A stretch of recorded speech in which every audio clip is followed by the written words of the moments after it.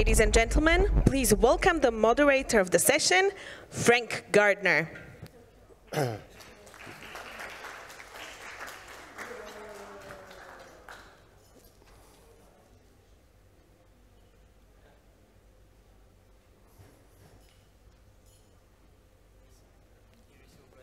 Oh, okay.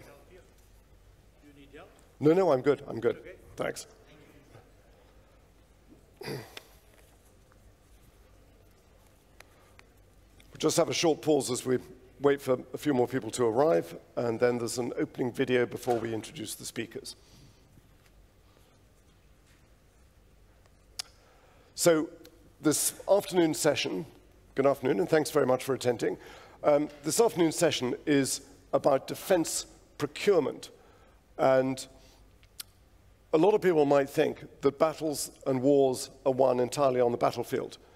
But of course, behind that is a huge logistical tale. And it's the less glamorous side of warfighting, but particularly in a longer confrontation such as the one in Ukraine, between Ukraine and Russia, this is a war that will be won or lost on whoever is able to best provide the means to fight that war. And as we all know, when Russia did the full-scale invasion of Ukraine on February the 24th, 2022, the Kremlin thought this is all going to be over in a matter of days or weeks. You know, there were even reports that some of the soldiers had parade uniforms for a victory parade. This is about who can sustain this war for longer. Russia has put its economy onto a war footing. It's very noticeable that Serhiy Shoigu, the previous Russian defense minister, has been replaced by a finance guy, an economist, because Russia now devotes around 40% of its economy to defense. Its factories are not churning out goods that consumers need in the Russian economy, it's churning out weapons. And this has been a massive problem for Ukraine and for its Western partners. So my aim today, and we've got an amazing panel, my aim today is when you leave this room, that we all have a better idea of what Ukraine's needs are, how they can be matched by European defense procurement, and how they can be better met. How can they smooth the path that provides Ukraine with a means to defend itself? So we're going to have a short video now of introduction. After that, I'm going to introduce you to the speakers. The aim of today is to have a bit of a dialogue. They're going to give a brief talk, but we're going to have a discussion between us. And then I'll throw it open to you. We have Slido somewhere here, where I'll be taking your questions. So if you've got any questions, we'll try and get through them in the 50 minutes. So let's have the video now.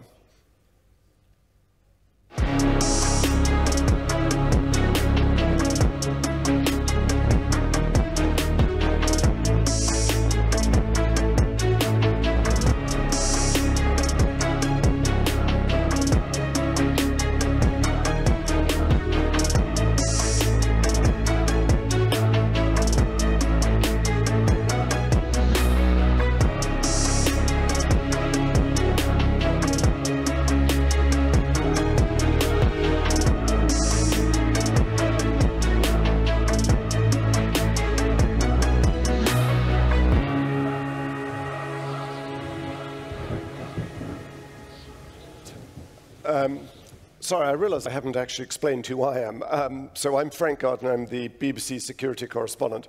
I'm in a wheelchair because I got shot by Al-Qaeda terrorists 20 years ago in Saudi Arabia. But we're not here to talk about me. The panel I want to introduce you to, let's start with Paul Jonson, who is Sweden's defense minister. If you can give him a round of applause, please. And then we've got Serhiy Boyev, who's the Deputy Minister for Ukraine's strategic defense industries, dressed appropriately. Then Robert de Groot from Netherlands, from Holland, who is the Vice President of the European Investment Bank. So you see we've got both needs and the money. And Jiří Šedivý, who is the Chief Executive of the European Defense Agency. And I know I'm going to pronounce this wrong. Marcel Grisnigt, who is the Senior Vice President in the Defense Manufacturing Company, KNDS. Paul, let's start with you. One of NATO's second newest member, your country. Actually, no, you're the newest member, aren't you? Finland got there before you. So how do you see defense procurement changing now in the Baltics in view of what's on the borders? Yeah, of course, as you rightly said, the war in Ukraine is a war of attrition and thereby definition a war of warehouses. And then we grapple with what we can do to scale up production as well. And this hasn't been anything that we've been grappling with during the last 10 years so much, security of supplies and ramping up production. But what we've been doing during the last year and a half is something called NORDEFCO++, where all the Nordic, Baltics, UK, Netherlands, and also United States are engaged in how we can assure aggregated demand. This is on 155, and how we can do joint procurements in both delivering to the Ukraine at the same time as we have to fill up our stocks as well. And I think this is really crucial, and it also goes into what we're doing right now when it comes to also strengthening our ground forces. Rest assured that all over Europe, the availability of ground forces and the readiness of the ground forces is not what it should be. And therefore, for a long time, we're going to be focusing now on enablement. And that's ammunition, it's spare parts, it's various forms of supply lines. So I think the key for us is really to aggregate demand and send a strong demand signal to the defense industry in order for them also to invest into their industrial manufacturing capabilities. And that's not enough just by going up to 5 shift, but it also means investment into chokeholds that happen to affect our supply line. I can say gunpowder, TNT, and a few other components that we're becoming much more cognizant about now, because we're learning from the Ukrainians and what the requirements are for a war of attrition. Fantastic. Well, let's hear about those requirements from Serhiy. What does Ukraine still need, and what can Europe do better? Thank you for the question. So I would start with an anecdote from one of the discussions about the needs of the Ukrainian military that happened, and say, okay, during the last discussion, the Ukrainian side presented the list and said, okay, the list looks exactly the same as it was on the 24th of February 2022. And I think it really sums up in a way that the war of attrition means that you churn all the equipment that you've had, and actually, probably as intensity goes, the requirements for the replacement weapons and equipment is even higher than what you started with in the full-scale invasion. And so, currently, we have the intensity across the whole front is very high.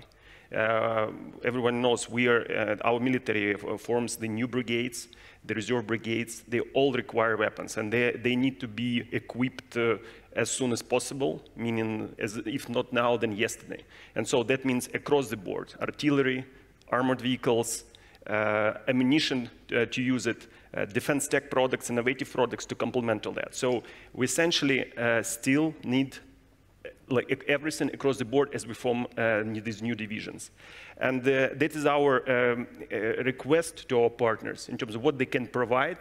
And I think the key challenge of ramping up this capability to really churn out this number of weapon units in the record short time frame. On the other side, our industry, Ukrainian defense industry, also pushing as hard as much as possible to complement to the extent we can what we can do to provide to our military.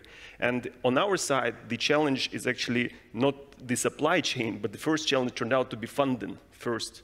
We have the $20 billion worth of weapon product industry with the internal availability to fund just 1/3 of it. And so I think in this case, our real request to partners on one side, please help us, because the scale of the requirements that our military needs is huge. On the other side, help us also to maximize what we can provide with our own defense industrial capability. And primarily, this is funding. But also what the Minister just mentioned, it's all the things that are in short supply worldwide. It's the TNT, it's the propellants, it's some critical components where we depend on like certain locations where there is a high chance of disruption. Thanks very much. Before we come to Robert, because the money is pretty damned important in this, I'm just going to sort of pause here for a second. What do you think is one of the biggest lessons, the biggest takeaways from the Ukraine war? And this is a rhetorical question because I'm sitting here, so I'm going to answer it. There are a lot of lessons. In fact, if anything, NATO is learning from Ukraine rather than the other way around. To my mind, the biggest lesson is that mass matters. A certain Baltic defense minister said to me in Tallinn last year, he said, look, we all know Russia's got a rubbish army, but it's a big rubbish army. And Russia's tactics, as promoted by its defense chiefs, in some ways they haven't moved on from the Second World War. It's a slow, grinding push of huge use of artillery, use of continued, repeated waves of human attacks. So Ukraine can have the best motivated, best equipped, best trained troops. Obviously, their motivation is not in question, but the sheer numbers that are slowly pushing the Ukrainians back in the Donbass. You know, Pokrov's, obviously, the village is in danger now of being overrun. One of the things that has really surprised and impressed Ukraine's NATO partners is the innovation that Ukraine has done, and particularly in the maritime sector. And this is a very hot topic at the moment because, as I'm sure you've read, President Zelensky and the Ukrainian government are desperately crying out to be able to use Western-supplied long-range precision-guided munitions inside Russia. So specifically Storm Shadow, ATACMS, Taurus, Scalp, etc. And there is huge nervousness in Washington about this, particularly Jake Sullivan, the US National Security Advisor. Why? Because so far, every red line that the West has pushed, and the Russians have said, if you do that, there will be consequences. Well, so far there haven't really been. But there is a worry in Washington especially, less so in London, but there is a fear in Washington and Berlin that if the West gives the green light for these powerful long-range munitions to hit targets inside Russia, that sooner or later the Siloviki, the hardliners, the hard men in Moscow are going to say, right, it's time we started hitting, for example, the Polish airbase through which much of these weapons flow, or something else that triggers Article 5, and suddenly we find that NATO is at war with Russia, which is never going to end well.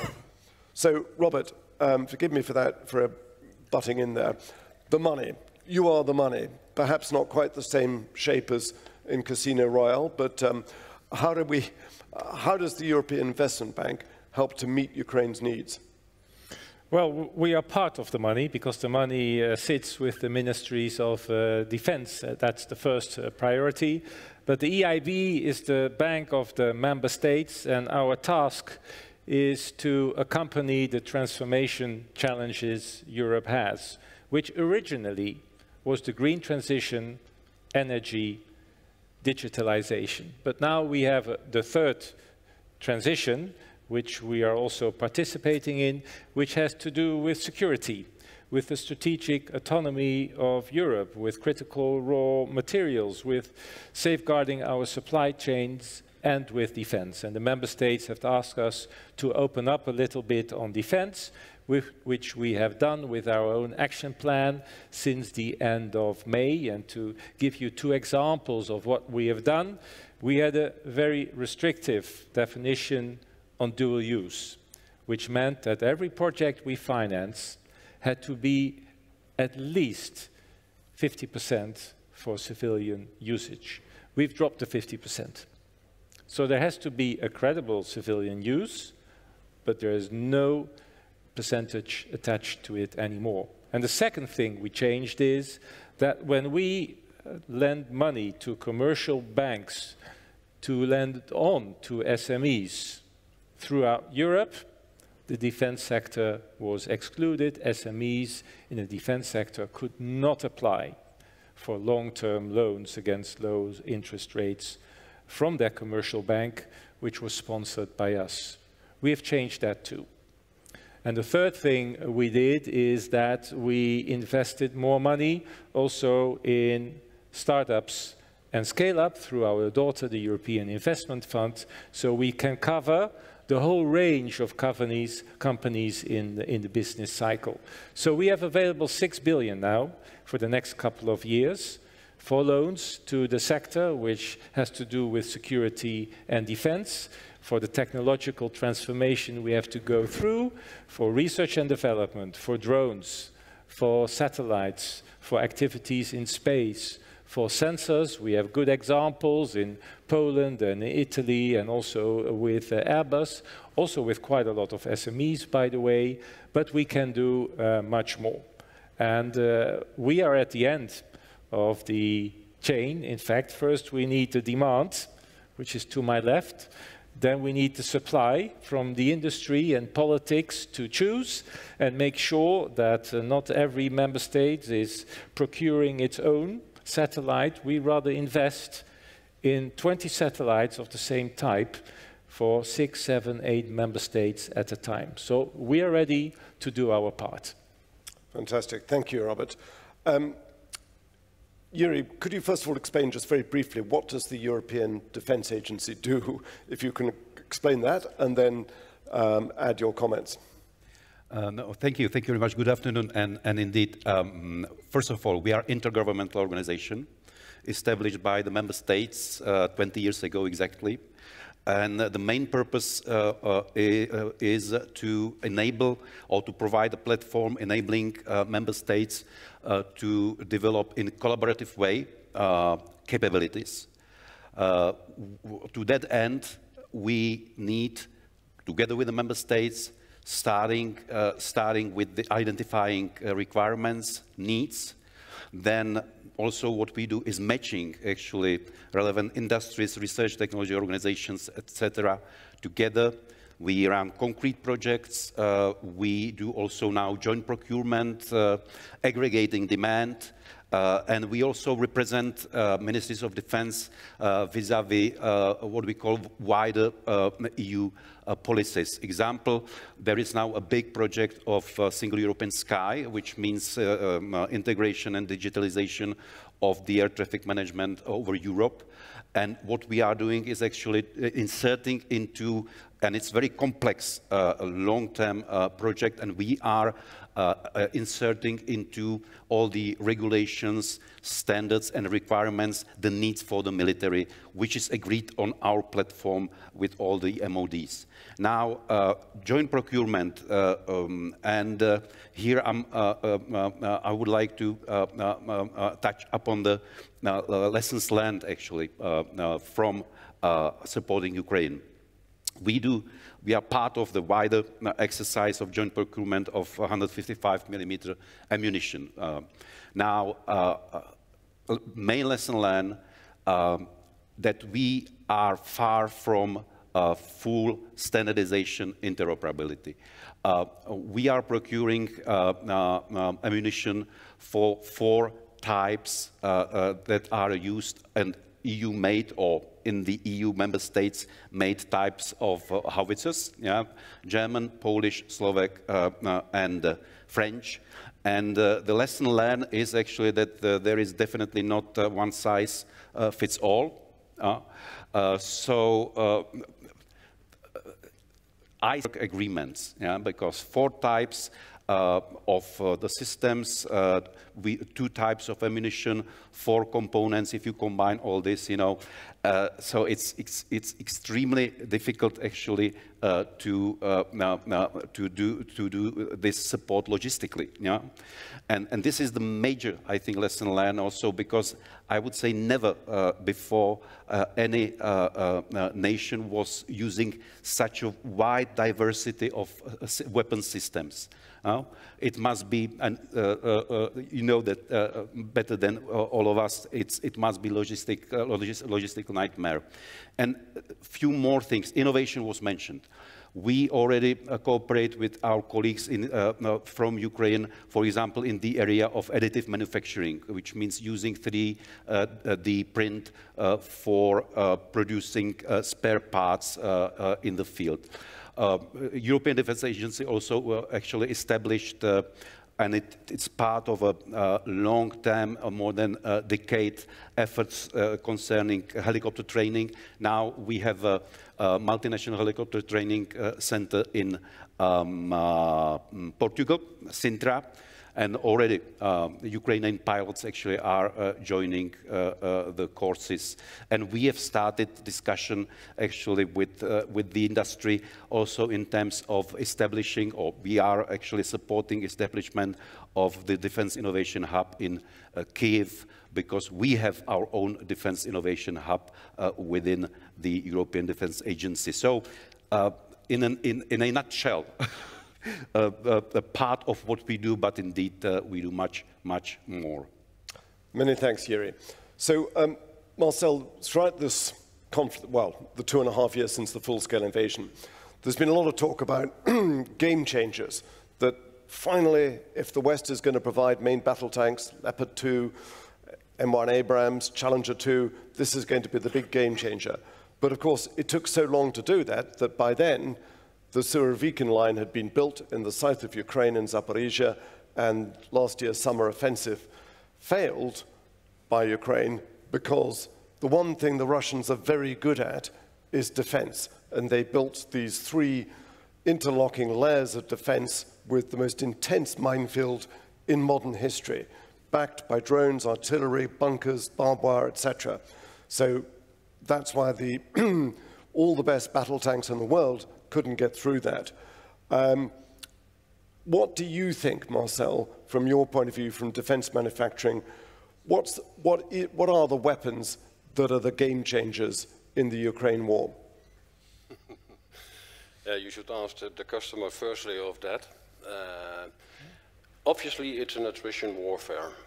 So what most important is skills, lots of them. I think that's very important. Artillery clearly proved their added value again, and I'm not talking only about tube artillery, but also about rocket artillery. That's first of all. Main battle tanks remain decisive, although I think we should rather faster take into account the lessons learned that they have. For example, with counter-UAV capabilities. We are adding counter-UAV capabilities to our systems, to our main battle tanks, to our infantry fighting vehicles. So that's fast learning from the lessons learned we have. Then, of course, we have the robotics side, the unmanned side. And important for us as a system integrator is more the manned-unmanned team, the links to the manned and the unmanned systems, because it's not only about separate, you have to link them in your overall combat system. And last but not least, we are talking about legacy systems at the moment. They need that, and they need a lot. I think we can improve them a lot incrementally by more applying digital solutions. We are cooperating, for example, with Helsinki to increase the effectiveness with software and AI for the artillery systems in the whole artillery process. Roughly in a nutshell, an answer on your question. Thanks. Serhiy, Ukraine defense procurement, if you could wave a magic wand and somebody said, okay, you can have your wish list. I mean, we know there's a wish list that has been taken to Washington of targets inside Russia that Ukraine would like permission to use Western weapons to hit. But in terms of defense procurement, what are the weapons that you still need most? And what's stopping them reaching you? Is it politics? Is it logistics? Is it inefficiency within Western defense procurement? What's stopping the weapons getting to you that you need to push Russian forces out of your country?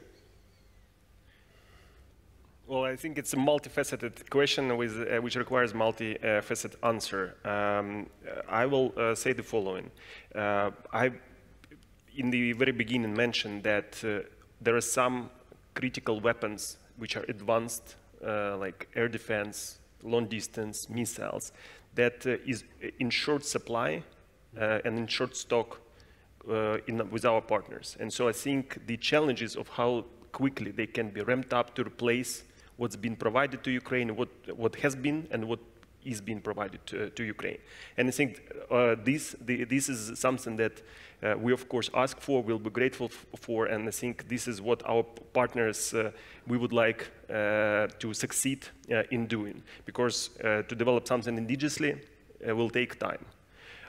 On the other side, if I would say what is in power of Ukrainian defense industry to do, and where the magic hand would help, is exactly what has been mentioned earlier by Marcel, is what we can do to provide not just the scale to counter, the line, the defenses, the conventional weapon scale, but this smart scale of something that can help us to provide this asymmetric warfare, not just to fight numbers with numbers, but to fight in a smart way. And I think this is what Ukraine industry probably is good at, and good at scale, and good at the technological level, and this is drones. I think our current capability, unfunded capability, is $8 billion of drones, and we talk about millions. It's millions of FPV drones, it's hundreds of thousands of ISR drones, it's bombers. So this is the autonomous systems. You mentioned the naval drones as well, so the number that's been applied is smaller, but we believe that it will proliferate. We honestly believe that next year, or the immediate few months, will be the, like 1 to 2 years, will be the time of ground systems. So, unmanned ground systems, where they will prove themselves. We now, in many of our military units, we have like specialized units that are formed like that, are learning how to deploy them. And I think as the software advances and improves, we'll see that this ground system will be replacing soldiers, so helping them a lot. And I think as our people are fighting, we're very keen on actually not just weapon-to-weapon thing, but also ideally our robots should replace people. And I think this will sort of one of the key things where like we pay with the lives of our fellow citizens to fight this war. So this would be the magic hand. On one side, help our partners scale up the advanced weapons to provide and help us. On the other side, help us fund the asymmetric advanced technological products we managed to develop in these 2.5 years. Thank you, Serhiy. Now, some of you may remember that when Donald Trump was president, he was pretty critical of NATO. Well, he still is in some ways. And he threatened, if you remember, quite recently, he said, if I become president, I'm not going to bother to defend those countries that don't pay their 2% of GDP towards defense. And of course, it's notable, if you look at the map of Europe, those nations that are closest to Ukraine and the Russian borders pay the highest percentage. So Estonia, for example, already pays 1%, if I think I'm right of this, 1% of its GDP towards Ukraine alone, in addition to the rest of its defense needs. Poland is getting close to 4% of GDP. Russia spends around 7.5% of its gross domestic product on defense. In most Western countries, there is a big debate about whether to raise it to 2.2, 2.3. These are tiny amounts. At the end of the Cold War, so when the Soviet Union collapsed at the end of the Cold War in 1991, most advanced Western economies were paying well in excess of 5%. So the so-called peace dividend, which is a phrase that I think a lot of people can't stand and is very outdated, but this was the idea after the end of the Cold War that, great, now we don't need to spend so much money on defense, Russia isn't a threat anymore, we can put the money into schools, hospitals, roads, all the civilian development that populations expect. That, of course, has lasted longer than perhaps it should have done because that money needed to go into defense.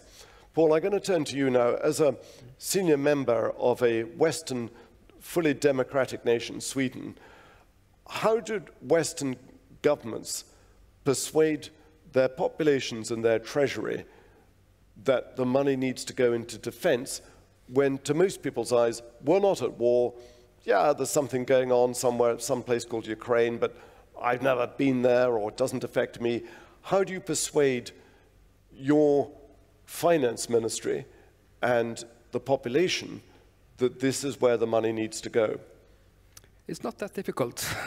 We increased our defense budget with 27% last year. I read opinion polls. 90% of the Swedish population want to step up or continue supporting Ukraine. Sometimes I get criticized for doing too little to Ukraine, and I love that. I much rather come from a country where I'm criticized for that than doing too much. And according to Kiel Institute, right now we're number 6 in the world when it comes to supporting Ukraine, and we donated for 4 billion, and we have so far, and we have a multi-annual year budget for 6.5 billion.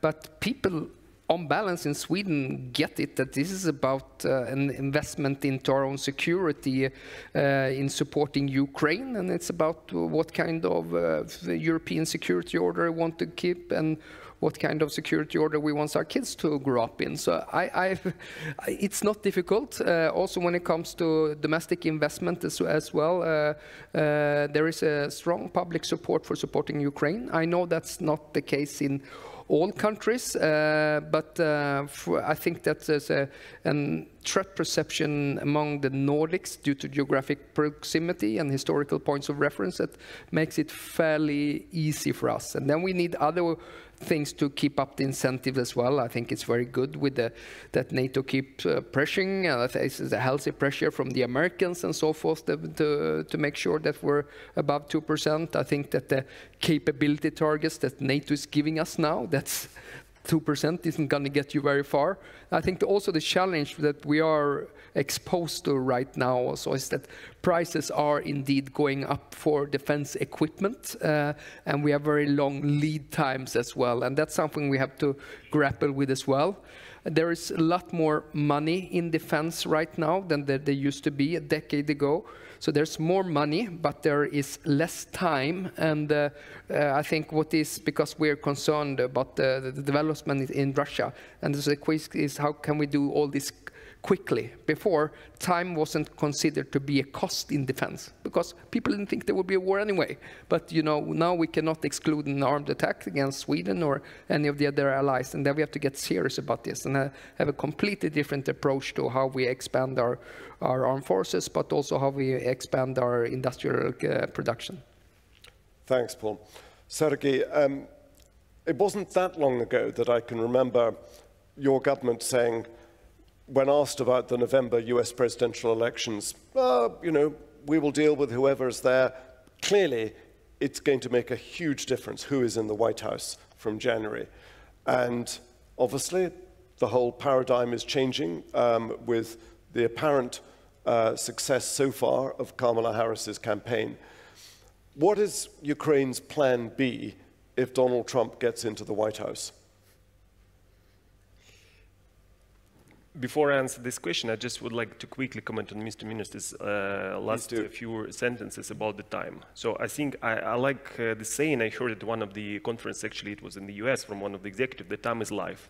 And this is true for defense industry, for the free world, for Ukraine specifically. So it's indeed like we need to optimize for time because this is crucial, like to get the weapon in the time of war. This is when we need it most. And so I just would like to support that this is a very essential factor, and this should be the optimizing for like all the decisions that are made in defense industry. Coming back to the US, I would say we have a view as an industry, and we are in discussions with the partners. And last time the delegation came for the NATO summit and all the defense events that have been going there. So we went away with the view that since the support of the US will be there, the course of the defense industry cooperation that they have with Ukraine will be there. And so at the moment, despite all the political campaigns and potential like turbulences or signals, the courses, the project, the streams we have with the US industry are steady and develop irrespective of those changes. So we really would say we have this plan A. We do really hope that it stays. We we signed an important contract with Northrop Grumman in July.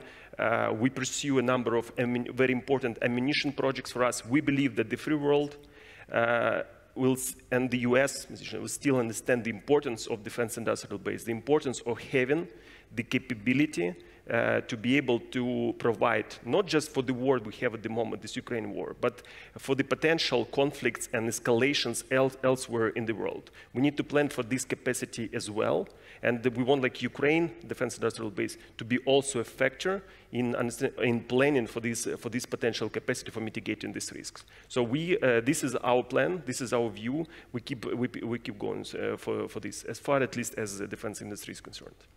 Thanks. Jiří, before I turn to you, I'm just going to remind you all to please send your questions. Now, as you can see, we've got an incredibly diverse panel up here, 6 white guys. If there are any ladies in the audience, I will take your questions first.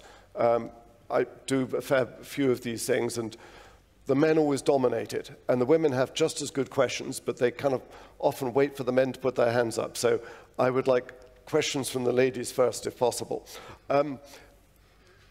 Jiří, has the West, and NATO specifically, got better at delivering the supply chain of weapons that Ukraine needs? I mean, there's the Ramstein process. There was the French insisting that all weapon supplies needed to be sourced from within the EU.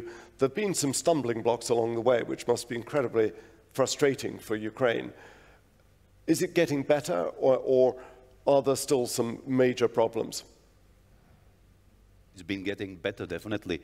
But there are still some problems. I wouldn't say major problems, but from our perspective of the European Defence Agency as the enabler for defense industrial cooperation, indeed the main issue relates to not that much to the lack of funds, but as well, but to the problems concerning security in supply chains, various kinds of shortages concerning raw materials, explosives.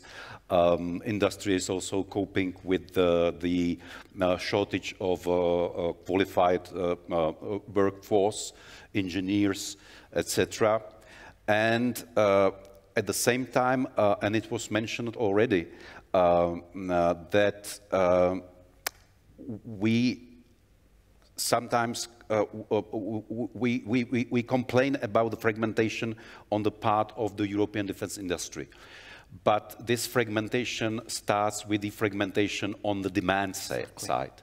If you want to have a consolidation of the supply side, first you need to have consolidation on the demand side in terms of big flagship projects, multinational, and second problem, actually still the industry being expected to ramp up the production, but at the same time not getting, I would say, mid to long-term assured investments.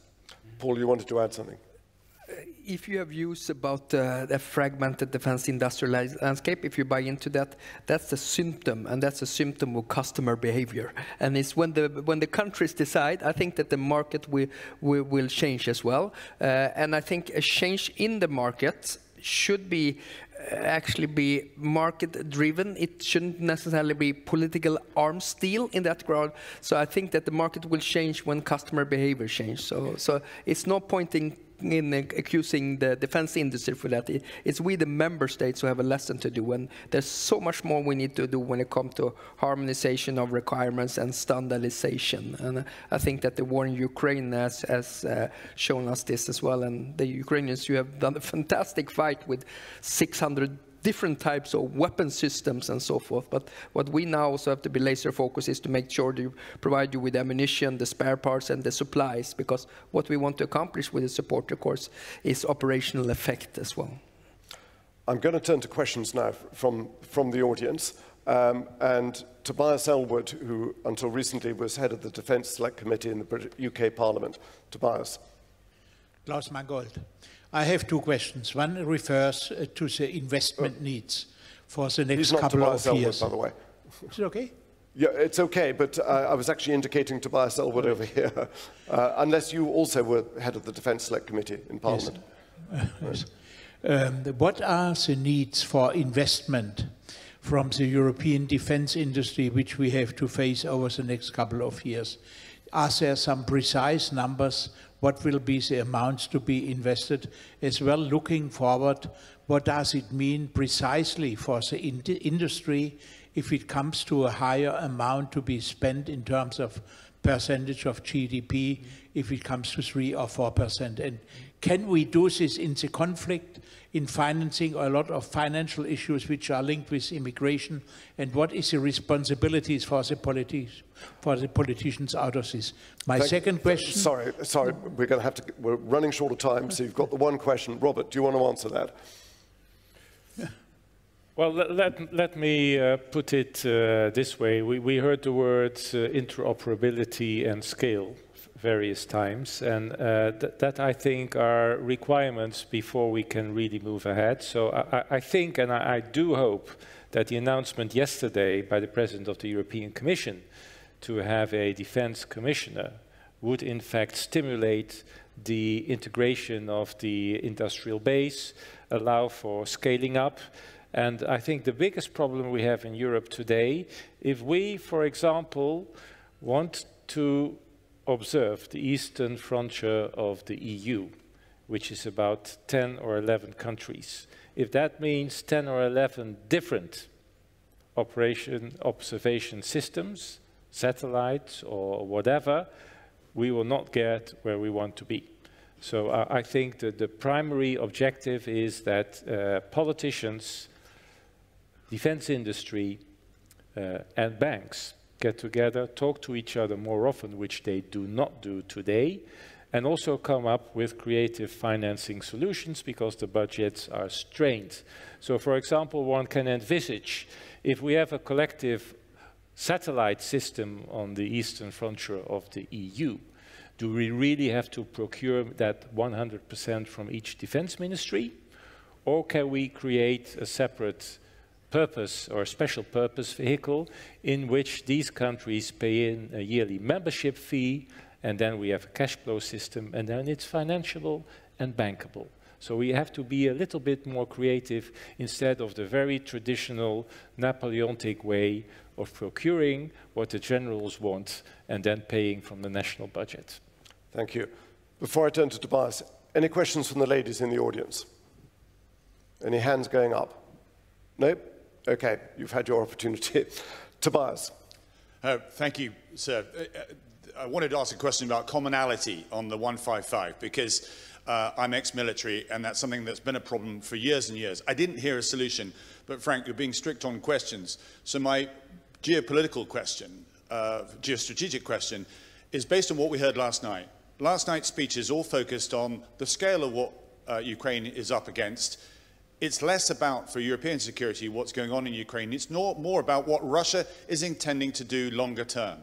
If that's the case, it places into context what's happening in Ukraine. Is it now time for the West to get real, to move up, get rid of its risk averseness, and actually start taking down the drones and the missiles over Ukraine territory in the same way that America and Britain stepped forward to take down Iranian missiles that were heading towards Israel? Paul, do you want to take that one? It's a question for the frontier allies on how they're going to do it, and talking with handling it within the alliance. Exactly. I know there are ongoing discussions in Romania and Poland about that with the rest of the allies.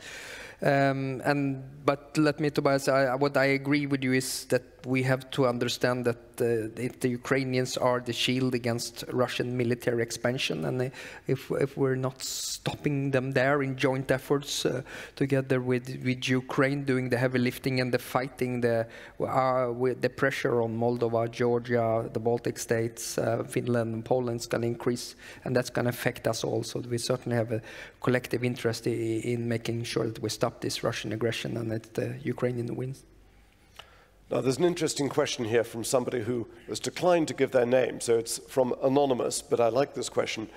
Do you think there should be a special approach towards countries that don't reach the 2% of GDP towards defense? Marcel, do you want to take that one? That's a rather political one. It's a very political one, but you've, I'm sure, got an astute brain that can handle it. Yeah, but from the industry point of view, I would say yes. Push them to increase, but that's really a political discussion. I will not answer to that. Paul, can I come back to you then in that case as a defense minister? Do you think, and I'm not quite sure what they had in mind here, but those who criticize, and specifically Donald Trump, threatening not to defend those countries that don't pay 2%, I'm not trying to kind of lead you into a bear trap here, but the question is, do you think there should be a special approach towards countries that don't reach the 2%? Should there be a penalty for them? Listen, it's the Americans who's going to decide who's become the next president. So in regard to questioning the commitment to Article 5, questioning that I think is reckless in an area where we're focusing on deterrence, and deterrence is about communication.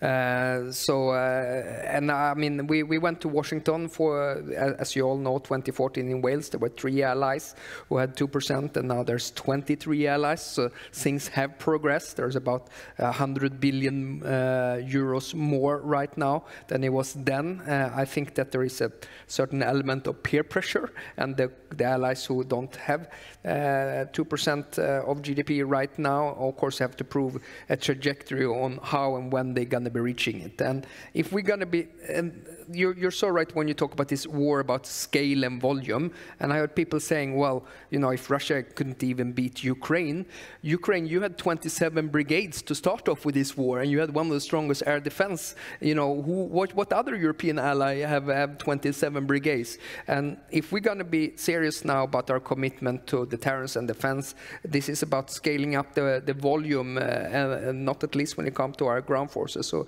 there is a lot of investments that's going to be needed for achieving those new capability targets as well. Jiří, one for you, because we're almost out of time. Interesting one here. How open is Europe to procuring weapons systems from countries in Asia other than Korea? First of all, and this is another problem of the European defense industry, that the EU member states actually are procuring around 80% of their weapon systems outside EU. Sorry, 8 or 80? Around 80% outside EU. So, indeed, the major part of that comes from the US, but then, indeed, you mentioned South Korea and others. I don't know actually exactly who procures what in terms of that the outside markets, because we are focused on exactly promoting the increasing share of the EU defense industry in the procurement of defense capabilities for EU member states. Thanks. Now we are almost out of time. I'm going to go slightly off-piste here and give the final word to Ukraine's Minister for Defense Procurement, Serhiy Boyev. And Serhiy, I'm going to ask a completely different question. Can Ukraine still win this war, and what does winning mean for you? Well, we have to. That's what I would say my answer would be. this is our country. We've stand on our position that we want Ukraine in its full territorial integrity, and so for currently, I personally don't see any other scenario. So we have to be determined. We have to have this plan A, and we have to give it all we've got, and this is what we are doing. So full independent Ukraine, with all its lands, territorial integrity, and this is what we have to stand for, this is what we have to fight for. This is what a lot of our soldiers and citizens have given their lives. This is what we are here discussing today. This is what all our partners together with us are fighting. It is not just Ukraine. This is the world order, the values of freedom, democracy, human rights, etc. This is a much bigger fight than just purely to look at narrowly as something on the eastern flank of Europe. This is the fight for democratic value, for freedom. And so I think the free world has to win this fight. This is very important. Thank you. Dziękuję. Thanks very much. And to the whole panel for your questions. Many thanks to the whole panel. Don't forget, in 20 minutes, back in this room for the head of Kosovo, who will be talking about the situation in the Balkans. Many, many thanks.